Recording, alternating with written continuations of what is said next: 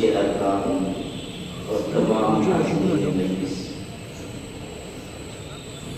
سب سے پہلے تو اللہ کی بارگاہ میں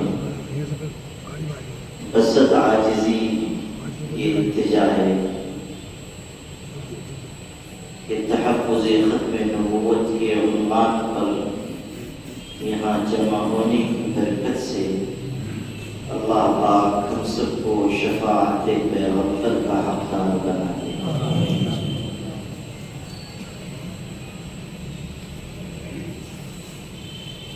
یہ مجلس اور مجلسوں کی طرح نہیں ہے جس میں وہ باتیں کہی جائیں جو عام افراد کے مجمع میں کہی جاتی ہیں۔ جہاں تک میں سمجھتا ہوں کہ یہاں جو لوگ موجود ہیں ماشاء اللہ کسی نہ کسی درجے میں فکر مند ہیں، کام کر رہے ہیں، خدمت انجام دے رہے ہیں اور مجلس تحفظ ختم نبوت کے مشن کو آگے بڑھا وہ باتیں عرض کرنا زیادہ بہتر ہے جو اس کام کو مزید آگے بڑھانے میں مفید ثابت ہے۔ دعا یہ بھی ہے کہ اللہ تعالیٰ آپ سب حضرات کی کوششوں کو قبول فرما لے۔ جو جس درجے میں بھی کام کر رہا ہے اللہ تعالیٰ اپنے فضل سے اس کو اجر عظیم سے مالا مال فرما لے۔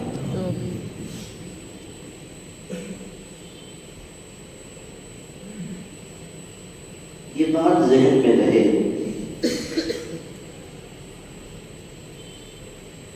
کہ اس وقت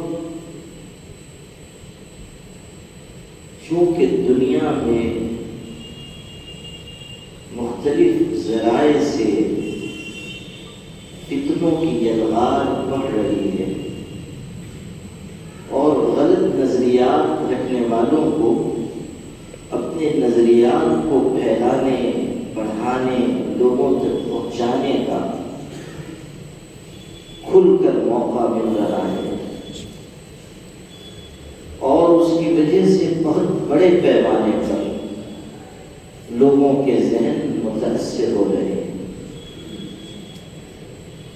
تو ہمیں یہ احساس ہونا چاہیے کہ باطل جس درجے کی محنت کر رہا ہے آخری درجے میں کم از کم ہمیں اس درجے کی محنت کرنی چاہیے۔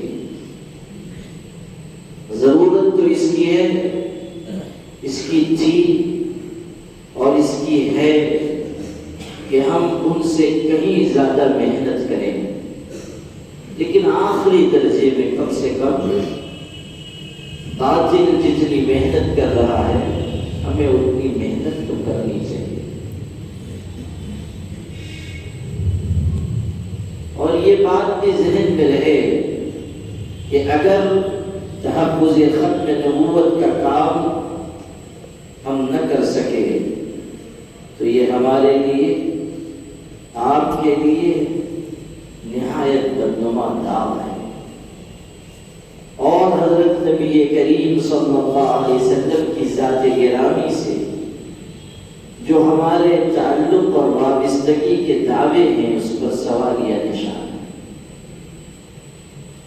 یاد کر لیجئے کہ جب بہاولپور میں قادیانیوں کے خلاف خاتم المحدثین حضرت علامہ انور شاہ کشمیری رحمۃ اللہ علیہ نے بیان دیا اور عالمانہ شان کے ساتھ دیا، اس زبردست بحث فرمائی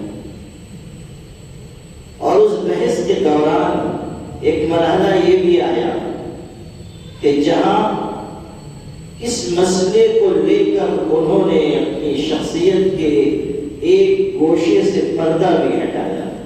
دنیا ان کو بہت بڑے عالم اور محدث کے حیثیت سے جانتی تھی، لیکن یہ کہ وہ بہت صاحب نسبت بزرگ ہیں، صاحب روحانیت ہے، یہ گوشہ اس دن سامنے آیا، قادیانی مناظر گفتگو کر رہا ہے اور حضرت کی باتوں کا جواب دے رہا ہے، حضرت اس کی باتوں کا جواب دے رہے ہیں۔ ایک مرحلہ ایسا آیا کہ حضرت نے فرمایا کہ اگر تم چاہو تو میں تمہیں غلام احمد قادیانی کو جہنم میں جلتا ہوا دکھاؤں۔ اندازہ کیجیے اس درجے کی شخصیت تھی علامہ انور شاہ کشمیری۔ یہ جہاں فانی ہے کوئی بھی شے لا فانی نہیں، پھر بھی اس دنیا میں انور شاہ کا ساتھ نہیں۔ آخر کی 5 صدیوں میں اتنا بڑا عالم پیدا نہیں ہوا۔ علامہ اقبال رحمۃ اللہ علیہ نے ان کی وفات پر لاہور میں تعزیتی اجلاس کی صدارت کرتے ہوئے یہ بات فرمائی تھی کہ میری نگاہ میں اسلام کی آخر کی 5 صدیوں میں پوری دنیا میں اتنا بڑا عالم نہیں پیدا ہوا جیسے کہ مولانا انور شاہ کشمیری تھے۔ اندازہ لگائیے کہ ان کا علم کس درجے کا تھا۔ لیکن جب اسی بہاولپور کے مقدمے کے لیے گئے، سخت بیمار تھے اور ہزاروں مسلمانوں کا مجمع جمع ہوا حضرت کی زیارت کے لیے، حضرت کھڑے ہوئے تو ارشاد فرمایا کہ حکیم نے، طبیب نے مجھ کو منع کیا تھا کہ میں نہ آؤں، میری حالت آنے جیسی نہیں تھی، لیکن میں یہ سوچ کر آیا کہ میرے پاس کوئی اور عمل تو ہے نہیں، یہی ایک خدمت انجام دوں، ہو سکتا ہے یہی میرے لیے توشہ آخرت ہو جائے، یہی میری نجات کا ذریعہ ہو جائے۔ جب یہ بات ارشاد فرمائی تو لوگ رو پڑے، آنکھوں میں آنسو آ گئے۔ ان کے ایک شاگرد تھے، مجمع میں وہ کھڑے ہوئے اور انہوں نے کہا کہ حضرت آپ ایسے ہیں، اتنے سارے اعمال آپ کے پاس، اتنی خدمات آپ کی، ہزاروں شاگرد آپ کے، یہ آپ کیا فرما رہے ہیں؟ بڑی تعریف کی اور حضرت سنتے رہے۔ پھر جب وہ بیٹھ گئے تو فرمایا کہ ان صاحب نے ہماری تعریف کی اور تعریف میں مبالغے سے کام لیا، حالانکہ ہم پر یہ حقیقت کھل چکی کہ گلی کا کتا بھی ہم سے بہتر ہے اگر ہم تحفظ ختم نبوت کا کام نہ کر سکیں۔ یہ جملہ در حقیقت آپ کو سنانا تھا، گلی کا کتا بھی ہم سے بہتر ہے اگر ہم تحفظ ختم نبوت کا کام نہ کر سکیں۔ یہ ذمہ داری ہم سب کی ہے، ہر عالم دین کی ہے۔ عالم دین کا منصب بہت اونچا ہے، عالم دین کی ذمہ داری بہت بڑی ہے۔ یہ حدیث شریف جو ہم لوگ سنتے ہیں، بیان بھی کرتے ہیں، العلماء ورثۃ الانبیاء، تو میرے بھائی وراثت میں صرف ذمہ داریاں، صرف حقوق نہیں آتے، ذمہ داریاں بھی آتی۔ آپ لوگ اکثر اہل علم ہیں، جانتے ہیں کہ اگر مورث نے مال چھوڑا ہے وراثت میں مال تو ملے گا، لیکن اگر مورث پر کوئی قرض ہے تو وارثوں کے ذمہ آئے گا۔ وارثوں پر وراثت کی وجہ سے حقوق تو ملتے ہیں، ذمہ داریاں بھی آتی ہیں، حقوق بھی ملیں گے، ذمہ داریاں بھی آئیں گی۔ اگر ہم صرف حقوق حاصل کریں، اپنے منصب کو منصب عظمت سمجھیں اور ذمہ داری نہ نبھائیں تو یہ ہمارے لیے محرومی کی بات ہے۔ وارث الانبیاء ہونے کے ناطے ہماری ذمہ داری بہت بڑی ہے اور اس ذمہ داری کو اپنے کندھوں پر اٹھانا ہم سب کے لیے ضروری ہے۔ حضرت نبی کریم صلی اللہ علیہ وسلم نے اگر یہ فرمایا ہے کہ علماء انبیاء کے وارث ہیں تو دونوں طرف اشارہ کیا کہ تمہیں عزت بھی دی گئی ہے، تمہیں ذمہ داری بھی دی گئی ہے۔ عزت کے مقام کو بھی حاصل کرو اور ذمہ داری بھی پوری کرو۔ یہ کوئی چھوٹا مقام نہیں ہے جو ہمیں دیا گیا، بہت بڑا منصب ہے، بہت بڑا مقام ہے۔ بادشاہ محمود غزنوی کے بارے میں تو یہ بات ہے کہ جب یہ حدیث اس نے سنی تو چونکہ اس میں یہ بات ہے کہ علماء انبیاء کے وارث ہیں، تو اسے شبہ پیدا ہو گیا کہ پتہ نہیں یہ حدیث صحیح بھی ہے یا نہیں۔ تاریخ فرشتہ میں ہے کہ اس کو شک پیدا ہو گیا۔ وہ عالم شخص تھا، علم سے محبت کرنے والا تھا، لیکن شبہ ہو گیا۔ اور دو باتیں اور تھیں، ایک یہ کہ کسی وجہ سے اس کے ذہن میں یہ بات تھی، شک تھا کہ میں ناصر الدین سبکتگین کا بیٹا ہوں یا نہیں، اور چونکہ نیک انسان تھا تو اس لیے یہ خیال رہتا تھا کہ پتہ نہیں میری مغفرت ہوگی یا نہیں۔ تاریخ فرشتہ کے مصنف لکھتے ہیں کہ ایک دن وہ چلا جا رہا تھا رات کے وقت اور سپاہی اس کے ساتھ تھے، گزر رہا تھا، اچانک نظر پڑی کہ راستے کے کنارے ایک طالب علم ہے جو مکان کے دروازے سے نکل کر آنے والی چراغ کی روشنی میں کتاب کا مطالعہ کر رہا ہے، کھڑے ہو کر کتاب پڑھ رہا ہے۔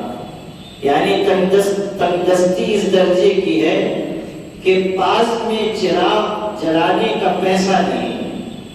بادشاہ نے سواری روک دی، انہیں اپنے قریب بلایا، اپنی شاہی مشرف دی اور کچھ رقم بھی دی، اور کہا کہ آپ اس کو قبول کریں اور اطمینان سے پڑھا کریں، مطالعہ کریں۔ اور یہ کہہ کر آگے بڑھ گئے، جس کام سے جا رہے تھے کام کر کے آئے اور آرام کے لیے لیٹ گئے، سو گئے۔ ان کی خوش قسمتی کہ اس رات خواب میں حضرت نبی کریم صلی اللہ علیہ وسلم کی زیارت ہوئی اور آپ خوش تشریف لائے، اور تینوں باتیں آپ کے ذہن میں تازہ کر لیجیے۔ شبہ تھا کہ میں ناصر الدین کا بیٹا ہوں یا نہیں، یہ ذہن میں تھا کہ یہ حدیث العلماء ورثۃ الانبیاء صحیح ہے یا گھڑی ہوئی ہے، اور یہ کہ میری مغفرت کا معاملہ اللہ کی بارگاہ میں کیا ہوگا۔ یہ تینوں باتیں تھیں۔ حضور صلی اللہ علیہ وسلم خواب میں تشریف لائے، ایک جملے میں آپ نے تینوں بات ارشاد فرمایا، او ناصر الدین سبکتگین کے بیٹے، تو نے آج میرے ایک وارث کی خدمت کی جس کی برکت سے اللہ نے تیری مغفرت فرما دی۔ تینوں بات کو جمع فرما دیا۔ ایک طرف یہ فرمایا کہ ناصر الدین سبکتگین کے بیٹے اور طالب علم کو، اس مطالعہ کرنے والے کو اپنا وارث قرار دیا، اور پھر یہ ارشاد فرمایا کہ اس کی برکت سے تیری مغفرت ہوگی۔ اور چونکہ کچھ ہمارے عام مسلمان بھائی بھی ہیں، اس لیے یہیں سے ان کے لیے یہ بات عرض کرتا ہوں کہ یاد رکھیے، عالم دین کی عزت ہمارے لیے لازمی اور ضروری ہے، اور یہ بھی سمجھیے کہ عالم دین سے محبت ہمارے لیے نجات کا اور آخرت کا توشہ ہے۔ علماء سے محبت کیجیے، حدیث میں آیا ہے اکرم العلماء فإنہم ورثۃ الانبیاء، مسند احمد میں روایت ہے، علماء کا اکرام کرو، وہ وارث الانبیاء ہے۔ تو میرے بھائیوں، اہل علم پر دوہری ذمہ داری ہے، ان کا مقام بھی بڑا، ان کی ذمہ داری بھی اونچی۔ اس ذمہ داری کو ہمیں قبول کرنا ہوگا، خاص طریقے پر آج کا یہ دور جبکہ فتنے اپنی پوری شدت اور قوت کے ساتھ یلغار کر رہے ہیں اور طرح طرح کی چیزیں ابھر کر سامنے آ رہی ہیں۔ قادیانیت کا فتنہ، شکیلیت کا فتنہ، گوہر شاہیت کا فتنہ، مرزا محمد علی انجینئر کا فتنہ، مہدویت کا فتنہ، اور نہ جانے کیا کیا۔ یہ سب فتنے ایک یلغار کی شکل میں آ رہے ہیں، اور اس سیلاب بلاخیز پر بند باندھنے کا کام بحیثیت عالم ہماری ذمہ داری ہے، اور ناموس رسالت سے یہ چیز جڑی ہوئی ہے۔ تحفظ ختم نبوت کا کام صرف اتنا نہیں ہے کہ آپ آ گئے، آپ نے مشورہ کر دیا، آپ مجلس تحفظ ختم نبوت کے رکن بن گئے اور کام مکمل نہیں۔ ان فتنوں کو ان کی جڑوں کے ساتھ اپنے معاشرے سے اکھاڑ کر پھینکنا یہ ہماری ذمہ داری ہے۔ ان تمام فتنوں کو کا استیصال کرنا، ان کا خاتمہ کرنا، ان کی جڑوں میں پانی پھیر دینا، ان کی جڑوں تک کو اکھاڑ دینا، یہ ہمارا کام ہے۔ اور جب فتنے ابتدائی شکل میں ابھر رہے ہوں، اسی وقت ہم آگے بڑھیں، خدمت انجام دیں، اپنی تحریر تقریر کے ذریعے لوگوں کو متوجہ کریں، اپنی صلاحیتوں کو اس کام پر لگائیں، اور اس احساس کے ساتھ لگائیں کہ آج میں یہ خدمت انجام دوں گا، اور کل قیامت کے دن اللہ کے پاک رسول صلی اللہ علیہ وسلم کی شفاعت میرے نصیب میں آئے گی انشاءاللہ۔ اس جذبے کے ساتھ ہم کام کریں، اس احساس کے ساتھ ہم کام کریں۔ میرے بھائی، جب فتنے بڑھتے چلے جاتے ہیں تو ان میں شدت بھی آتی ہے اور ان میں قوت بھی پیدا ہے۔ ہاتھ میں تصویر ہے اور سب شکل و صورت ایسی معصومانہ کہ آدمی دیکھے تو سمجھے کہ حضرت خواجہ جنید بغدادی کے بھتیجے چلے آ رہے ہیں۔ جی ہاں، ایسے معصوم بنے ہوئے، اور اندر تک فتنوں کو پروان چڑھانے کے لیے آخری درجے کی محنت کر رہے ہیں، اور کیا کیا تدبیریں کر رہے ہیں، الامان والحفیظ۔ اور یہ نہ سمجھیے کہ صرف عام لوگ ان فتنوں کا شکار ہو رہے ہیں۔ ناگپور سے ایک عالم دین کو، جو ہماری ایک بنیادی مرکزی دینی درسگاہ کے فاضل تھے، ان کو لوگ لے کر آئے اور میرے پاس مالیگاؤں لے کر آئے، اور یہ بتایا کہ یہ شکیلی ہو گیا ہے۔ یہ عالم دین شکیل ابن حنیف کے کو مہدی مانتا ہے، عیسیٰ مانتا ہے، اس کا پرچار کرتا ہے، اپنی بیوی پہ محنت کر رہا ہے، اپنے پڑوسیوں پہ محنت کر رہا ہے، ہماری بنیادی دینی مرکزی درسگاہ کا فاضل، اور کئی گھنٹے اس نے مجھ سے بحث کی، بات چیت کی، اور آخر میں کہیں جا کر قائل ہوا، پھر توبہ کی، بیعت ہوا۔ میں نے بھی اللہ کا شکر ادا کیا کہ چلیے خیر ہوئی، بچ گیا، اور میں نے اس سے تفصیلات معلوم کی کہ کس طرح یہ لوگ اپنا شکار بناتے ہیں، کس طرح لوگوں کو گمراہ کرتے ہیں، اور وہ ساری تفصیل عرض کروں گا تو بات بہت لمبی ہوگی۔ اور اسی کا ایک ٹکڑا یہ بھی سن لیجیے کہ میں نے پوچھا کہ آپ کی ملاقات شکیل ابن حنیف سے ہوئی؟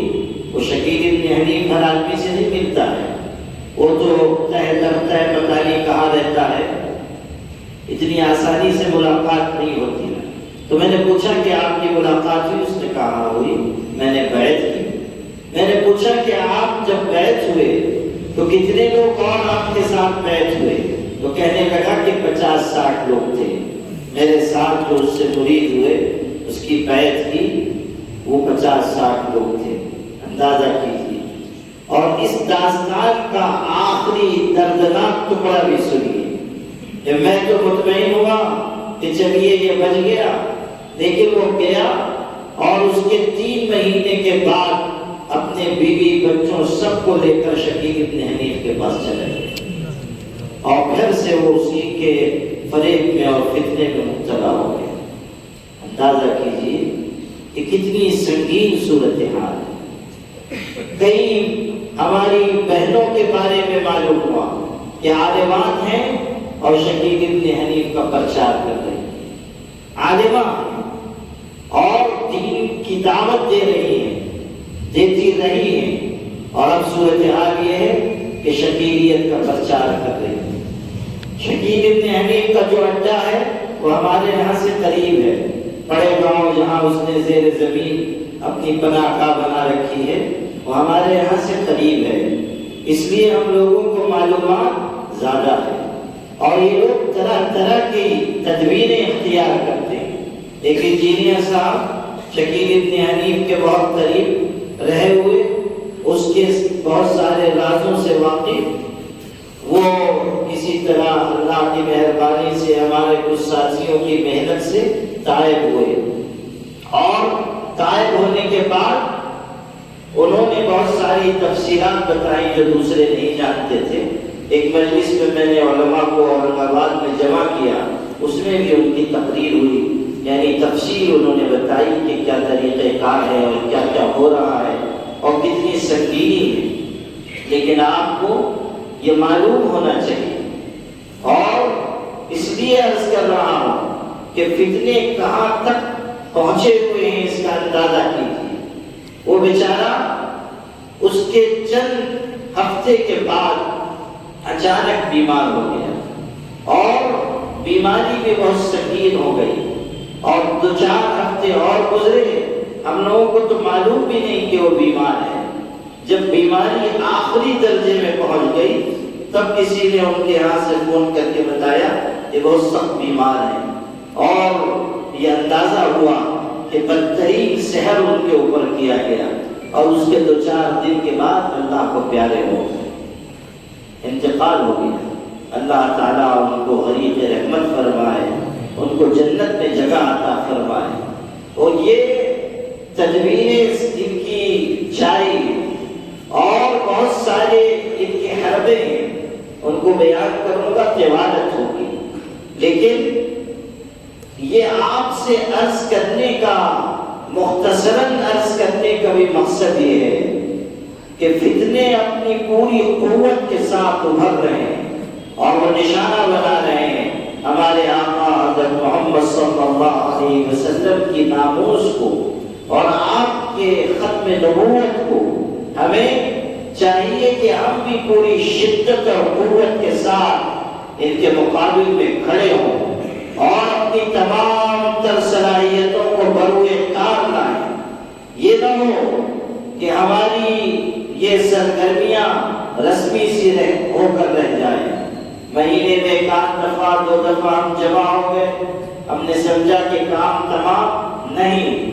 ہر دن کی بنیاد پر ہم کو محنت کرنی چاہیے، اور اپنی توانائیاں اس کام میں لگا دینی چاہیے۔ اللہ تعالیٰ جتنی توفیق دے، ان موضوعات پر ہمیں مطالعہ بھی کرنا چاہیے۔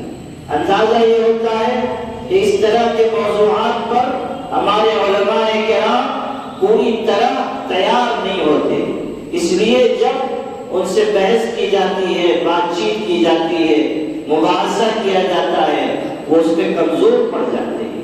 ایسا نہیں ہونا چاہیے، ہمیں ان موضوعات پر گہرا مطالعہ کرنا چاہیے۔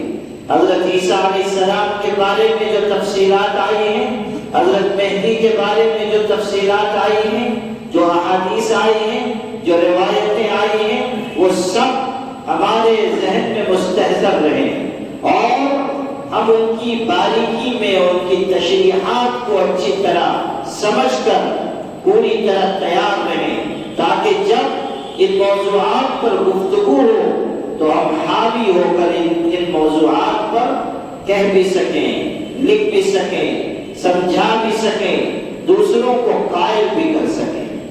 یہ تجربہ کئی مرتبہ ہوا کہ ہمارے علماء کرام سے کہیں آمنا سامنا ہو گیا، اور چونکہ ان کو اپنے موضوع پر دسترس ہوتی ہے، اور جو ان کا عنوان ہے اس پر وہ حاوی ہوتے ہیں، تو جب وہ گفتگو کرتے ہیں تو ہمارے علماء کرام جواب دینے سے قاصر ہو جاتے ہیں، جواب دینے میں پیچھے ہٹ جاتے ہیں۔ تو اس لیے میرے بھائیوں، ہم سب یہ کوشش کریں کہ ان موضوعات پر ہمارا مطالعہ بھی اچھا ہو، اور ہم لوگوں کو عام فہم طریقے پر سمجھائیں بھی۔ دیکھیے، ہو یہ رہا ہے کہ یہ لوگ بڑی حکمت کے ساتھ، تدبیر کے ساتھ آہستہ آہستہ تدریجاً لوگوں کا ذہن خراب کرتے ہیں۔ کیسے؟ لوگوں کے عام آدمی کو یہ سمجھاتے ہیں کہ حالات اتنے خراب ہیں، اتنی مشکلات ہیں، ہر طرف فتنے ہیں، پریشانیاں ہیں، اور آہستہ آہستہ ذہن یہاں تک لاتے ہیں کہ جب اتنی خرابیاں ہیں تو پھر حضرت مہدی کی بھی ضرورت ہے۔ تو انسان کئی قسم میں یہاں تک پہنچ جاتا ہے کہ حضرت مہدی کی ضرورت تو ہے، پھر وہ کہتے ہیں کہ حضرت مہدی تو آ چکے، اور پھر شکیل ابن حنیف کا تعارف کراتے ہیں، اور پھر اس کے بارے میں ذہن سازی کرتے ہیں، اور پھر آہستہ آہستہ عقیدے کو اچک لیتے ہیں، اور پھر لے جا کر اس سے ملا کر اور اس کے فریب میں مبتلا کرتے ہیں۔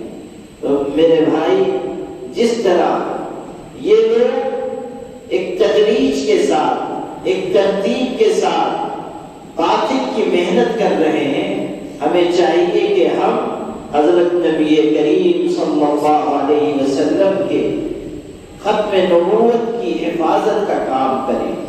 یہ کام ہمارے لیے آخرت کی کامیابی کا ذریعہ ہے۔ ایک بات ابھی ذہن میں آ گئی تو سنا دیتا ہوں۔ آپ سب کو یاد ہوگا، انگریزوں کے زمانے میں ایک کتاب لکھی گئی تھی حضور صلی اللہ علیہ وسلم کے بارے میں، بہت زہریلی کتاب، نام بھی اس کا اتنا برا تھا کہ زبان سے وہ نام لیتے ہوئے بھی جھجک ہوتی ہے۔ راجپال نام کے ایک آدمی نے وہ کتاب لکھی تھی، اور انگریزوں کے زمانے میں اس نے وہ کتاب شائع کی اور لوگوں میں تقسیم کی، اور حضور صلی اللہ علیہ وسلم کے بارے میں اس میں نہایت غلیظ باتیں لکھی ہوئی تھی۔ اس کا نتیجہ یہ ہوا کہ مسلمانوں میں اشتعال ہوا، اور اس زمانے کے سب سے بڑے خطیب عطا اللہ شاہ بخاری رحمۃ اللہ علیہ کی تقریر کا اعلان ہوا، اور لوگ جمع ہوئے اور انہوں نے تاریخی تقریر کی۔ یہ وہی تقریر ہے جس میں جوش کے عالم میں انہوں نے یہ کہا تھا کہ آج ام المومنین حضرت عائشہ دروازے پر آ کر کھڑی ہوئی، اور انہوں نے کہا کہ عطا اللہ شاہ اور مولانا سعید دہلوی اور مفتی کفایت اللہ اس زمانے کے جو علماء تھے ان کا نام لیا، کہ ان کے دروازے پر آئیں اور سوال کیا کہ میرے شوہر کی ناموس سے کھلواڑ کیا گیا، تم کیا کر رہے ہو؟ اور پھر ایک کروٹ بدل کے کہا کہ دیکھو کہیں حضرت ام المومنین آئی بھی تو نہیں ہے اور تم سے سوال تو نہیں کر رہی ہیں۔ اس جذبے سے کہا کہ لوگ مڑ کر دیکھنے لگے کہ کہیں واقعی حضرت عائشہ آ تو نہیں گئی۔ اس جذبے کے ساتھ تقریر فرمائی۔ اسی میں ایک ٹانکا چلانے والا تھا علمدین نام کا، وہ وہاں سے اٹھا اس تقریر کو سننے کے بعد، اور اس نے راجپال کا کام تمام کر دیا، راجپال کو جہنم رسید کر دیا۔ اس پر مقدمہ چلا، آپ کو مختصر سنا رہا ہوں۔ اس پر مقدمہ چلا، اور اس زمانے کے بڑے بڑے مسلمان وکیل اکٹھا ہوئے، اور انہوں نے چاہا کہ کسی طرح اس ٹانکا چلانے والے کو سزا سے بچا لے۔ علامہ اقبال بھی بیرسٹر تھے، وہ بھی پہنچے، اور بہت سے دوسرے اس زمانے کے مشہور لوگ وکلا وہ بھی پہنچے۔ جو مسلمان وکیل تھے انہوں نے علمدین کو رائے دی، مشورہ دیا، کہا کہ جب تم انگریز جج کے سامنے پیش ہوگے بس ایک جملہ کہہ دینا کہ جس وقت میں نے اس شخص کو جہنم رسید کیا اس وقت میں ہوش حواس میں نہیں تھا، بس اتنا جملہ کہہ دینا کہ جذبات سے مغلوب ہو کر میں نے یہ کام کیا، آگے ہم سوال دیں گے۔ جب انگریز جج کی عدالت میں مقدمہ شروع ہوا اور ساری باتیں کہی گئی اور علمدین کو پیش کیا گیا، انگریز جج نے پوچھا تم نے یہ کام کیا؟ اس نے کہا کیا ہے۔ پھر پوچھا تم نے ہوش حواس میں یہ کام کیا؟ تو اب وہ ٹانگے والا جاہل ان پڑھ انسان تھا، وہ ہنس پڑا اور اس نے کہا کہ میرے مسلمان بھائیوں نے یہ مجھ سے کہا، وکیلوں نے کہا کہ میں عدالت میں یہ کہہ دوں کہ جب میں نے یہ کام کیا اپنے ہوش میں نہیں تھا، لیکن جج صاحب میں نے پوری زندگی میں ہوش کا صرف یہی ایک کام کیا ہے، میں کیسے کہہ دوں کہ مدہوشی میں نے کیا ہے؟ میں نے یہ کام پورے ہوش میں کیا ہے۔ اور اگر آج بھی کوئی حضور کی ناموس پر کیچڑ اچھالے گا تو یا تو وہ نہیں رہے گا یا میں نہیں رہوں گا۔ اس جذبے کے ساتھ اس نے یہ بات کہی اور پھر اس کے لیے پھانسی کی سزا مقرر ہوئی اور اللہ کی راہ میں ان کی شہادت ہوئی۔ سنانا صرف یہ تھا کہ یہ جذبہ دیکھیے کہ حضور نبی کریم صلی اللہ علیہ وسلم کی عزت اور ناموس کے لیے اپنی جان نچھاور کر دی جائے اور یہ خیال کیا جائے کہ یہی ہماری آخرت کا توشہ ہے، یہی ہمارے لیے سرمایہ نجات ہے، یہی ہمارے لیے حضرت نبی کریم صلی اللہ علیہ وسلم کی بارگاہ میں قبولیت کا ذریعہ ہے۔ اس لیے ہم سب آج کی اس مجلس میں یہ عزم کریں کہ انشاءاللہ ہم سب مل جل کر مجلس تحفظ ختم نبوت کے کام کو آگے بڑھائیں گے اور اس سلسلے میں جو کچھ قربانی ہم سے مطلوب ہوگی انشاءاللہ ہم پیش کریں گے۔ اب دو چار باتیں میں آپ کی خدمت میں اس طور پر عرض کرنا چاہتا ہوں کہ اس کام کو ہم لوگ مزید کس طرح مضبوط بنا سکتے ہیں۔ ایک بات تو میں نے عرض کی کہ ہمارے اندر احساس ذمہ داری آ جائے، دوسری بات عرض کی کہ ہم اس موضوع پر مطالعہ کریں، اور تیسری بات یہ کہ ہم اپنی محنت کو بڑھائیں۔ جاہدوا فی اللہ حق جہادہ، اللہ کی راہ میں خوب محنت کریں، زیادہ محنت کریں، اپنی توانائیاں خرچ کریں۔ اب اس سے آگے تین باتیں مزید عرض کرنے کی جسارت کر رہا ہوں، خاص طریقے پر اہل علم کی خدمت میں، کہ دیکھیے ایسا نہیں ہے کہ صرف شکیلیت کا فتنہ ہے، بہت سے گمراہ فرقے اور فتنے انٹرنیٹ کے ذریعے، نئے آلات کے ذریعے ہمارے نوجوانوں کے ذہنوں پر حاوی ہوتے جا رہے ہیں۔ اور چونکہ آج کل ہر آدمی کے ہاتھ میں موبائل ہے، ہر نوجوان موبائل سے جڑا ہوا ہے اور علماء کرام سے رابطہ کمزور ہو رہا ہے۔ صورتحال یہ ہے کوئی مسئلہ پوچھتا ہے تو مفتی اعزاز الحق صاحب سے نہیں پوچھ رہے ہیں، مولانا عالم صاحب سے نہیں پوچھ رہے ہیں، پوچھ رہے ہیں حضرت گوگل دعوت برکاتہ سے، اس پہ لکھتے ہیں اپنی بات اور جو سامنے آ گیا اسی کو پڑھ کے سمجھتے ہیں صحیح ہے، یا کسی کا بیان آ گیا یہ نہیں دیکھتے ہیں کہ یہ صحیح ہے غلط ہے، آدمی مستند ہے غیر مستند ہے، اس کو سننا شروع کر دیتے ہیں، متاثر ہو جاتے ہیں۔ میں ایک جگہ گیا ہوا تھا اور احمدآباد میں ایک جگہ کالج میں میرا بیان ہوا، بہت بڑا کالج ہے، وہاں میں نے تقریر کی۔ تقریر کے دوران میں نے گوہر شاہیوں کے بارے میں کچھ کہا، چند جملے کہے اور ان کے غلط عقیدوں کو بھی بیان کیا۔ میں تو تقریر کر کے چلا آیا، لیکن چند دنوں کے بعد پتہ چلا کہ اس کالج کے 20 نوجوان ایسے تھے جو یونس گوہر شاہی کی تقریریں سن رہے تھے، اور انہوں نے کہا کہ پہلی مرتبہ ہم کو پتہ چلا کہ یہ آدمی گمراہ ہے، ہم تو سمجھتے تھے کہ یہ بڑی اچھی اچھی باتیں بیان کرتا ہے، تصوف کی باتیں بیان کرتا ہے اور یہ اللہ کی معرفت کی باتیں بیان کرتا ہے، تو ہم تو سمجھتے تھے کہ بڑا اچھا آدمی ہے، اس لیے ہم اس کی باتیں سن رہے تھے۔ آج پتہ چلا کہ یہ آدمی صحیح ہے۔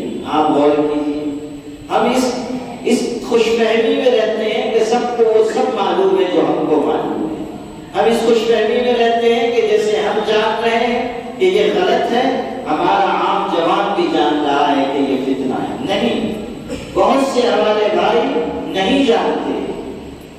مجلس تحفظ ختم نبوت کا کام کرنے والے بعض احباب نے یہ بتایا کہ کرناٹک میں مختلف علاقوں میں کام کرتے ہوئے نوجوانوں تک پہنچے، کالج میں پڑھنے والے نوجوانوں تک، اور ان سے پوچھا حضرت محمد صلی اللہ علیہ وسلم کے بارے میں اس طرح کہ پیغمبر کا نام بتائیے، اپنے پیغمبر کا نام بتائیے۔ تو کئی نوجوان ایسے تھے جو حضور کا نام نہیں بتا سکے۔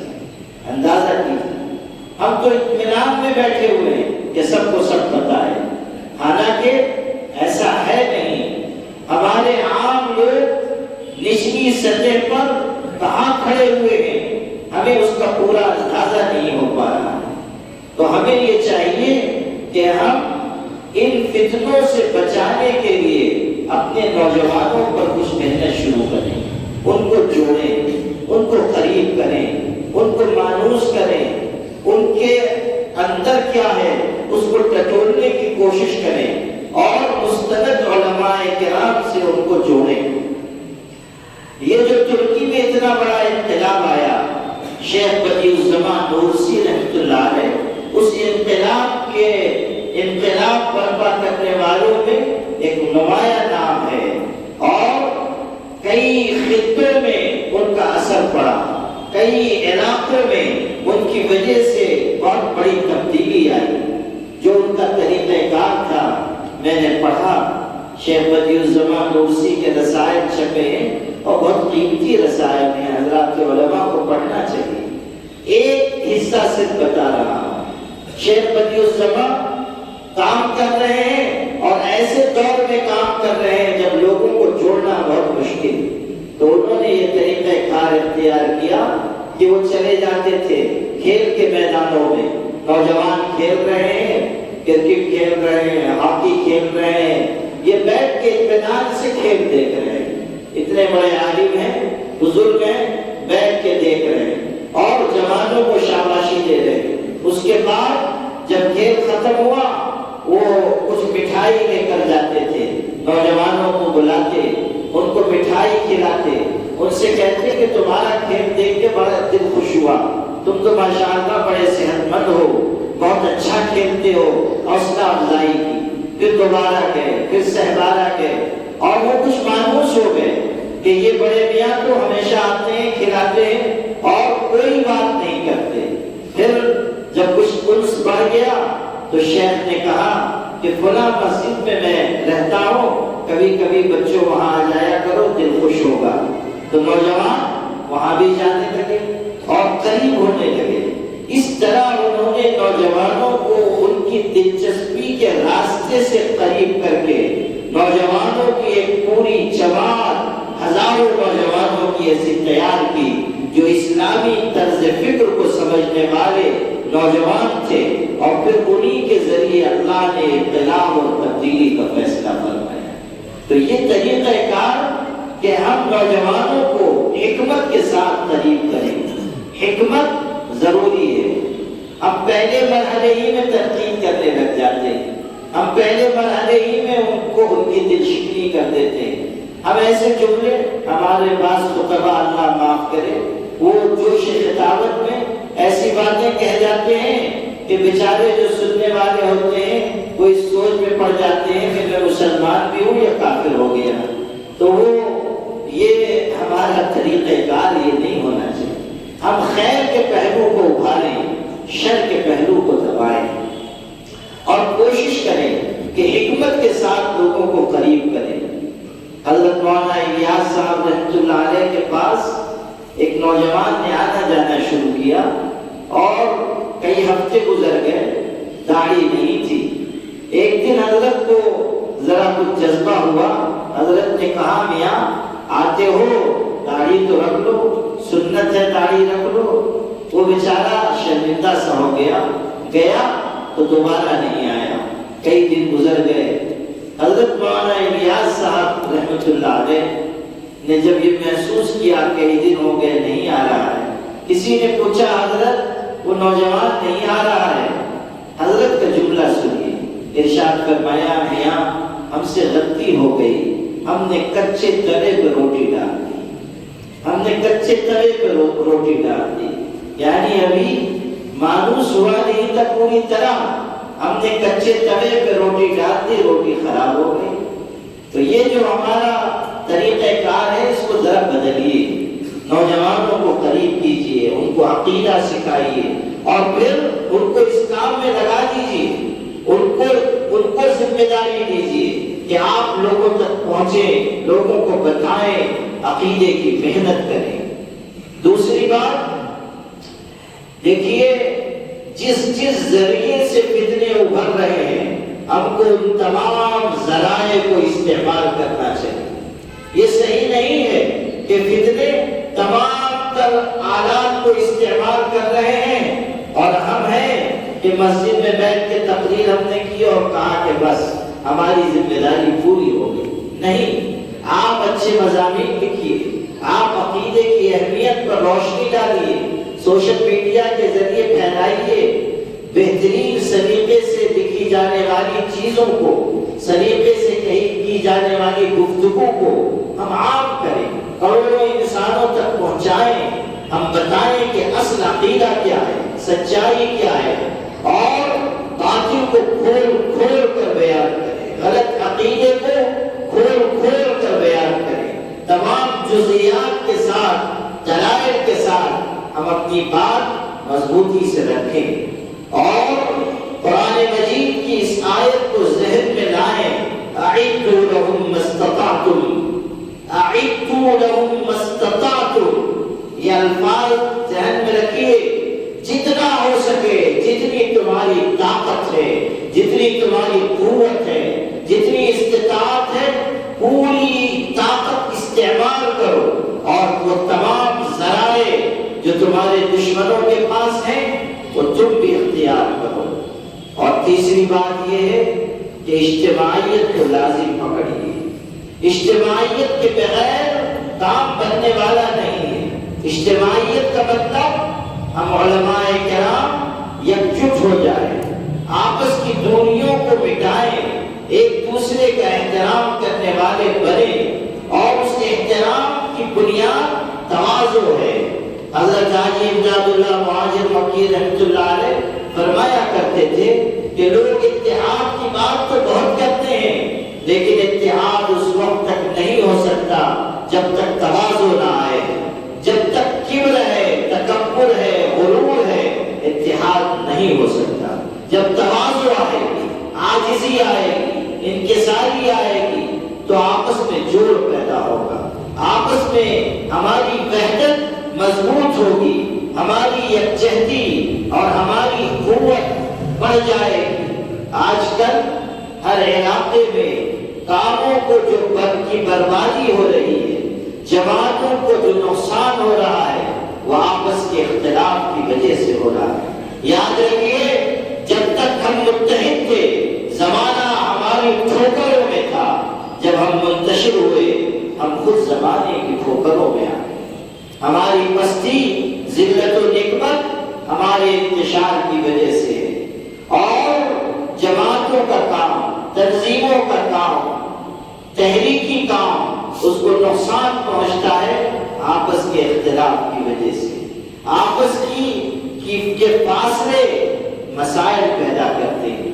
اس لیے ہم چھوٹی چھوٹی باتوں کو نظر انداز کریں، منصب کی تلاش میں نہ رہیں۔ ہمارے آقا حضرت محمد صلی اللہ علیہ وسلم نے وراثت انبیاء کا جو تاج ہمارے سر پہ سجا دیا ہے، اس سے بڑا نہ کوئی منصب ہے، نہ کوئی کرسی ہے، بس ہمارے لیے وہ کافی ہے، اسی کو لے کر ہم آگے بڑھیں اور آپس کی دوریوں کو دور کر کے قربتیں بڑھائیں۔ اجتماعیت تنظیموں کی، تحریکوں کی جان ہوا کرتی ہے، اجتماعیت کی وجہ سے خیر و برکت آ جاتی ہے، اجتماعیت کی وجہ سے کاموں میں اللہ کی مدد آتی ہے۔ اسی لیے ارشاد ہے، علیکم بالجماعہ فإن ید اللہ علی الجماعہ، اجتماعیت کو لازم پکڑو، اس لیے کہ اللہ کی مدد اجتماعیت کے ساتھ ہے۔ میں سمجھتا ہوں کہ یہ چند باتیں، یہ چند گزارشات اس موقع کے لحاظ سے کافی ہیں۔ حضرت مولانا مفتی ابو القاسم صاحب نعمانی دامت برکاتہم، اللہ تعالیٰ انہیں عافیت کے ساتھ لمبی عمر عطا فرمائے، اور ہمارے حضرت مولانا شاہ عالم صاحب گورکھپوری دامت برکاتہم اور دارالعلوم دیوبند کے دیگر اکابر اور بزرگ ہم سب کی طرف سے شکریہ کے حقدار ہیں کہ وہ اپنی سرپرستی میں مجلس تحفظ ختم نبوت کا یہ کام انجام دلوا رہے ہیں اور نوجوانوں کو، علماء کو، فعال لوگوں کو اس تحریک سے جوڑ رہے ہیں۔ اور آپ کے اس میرٹ میں ماشاءاللہ معلوم ہوا کہ خود حضرت محتمم صاحب نے تشریف لا کر یہاں مجلس تحفظ ختم نبوت قائم فرمائی ہے اور دارالعلوم دیوبند سے اس کا الحاق بھی منظور کیا ہے۔ اللہ تعالیٰ یہاں مجلس تحفظ ختم نبوت سے جڑ کر کام کرنے والے تمام علماء کرام کو اجر عظیم عطا فرمائے۔ خاص طریقے پر مولانا مفتی اعزاز الحق صاحب، حضرت مولانا عالم صاحب اور دیگر ان کے رفقا ہم سب کی طرف سے تہنیت اور مبارکبادی کے حقدار ہیں کہ ان حضرات نے اس کام کا بیڑا اٹھایا ہے۔ اللہ تعالی ہمارے مخلص بھائیوں کی عمر میں برکت عطا فرمائے اور اللہ تعالی ہر ایک کارکن کو خلوص کے ساتھ اس کام کو انجام دینے اور انجام دیتے رہنے کی توفیق عطا فرمائے۔ وآخر دعوانا ان الحمد للہ۔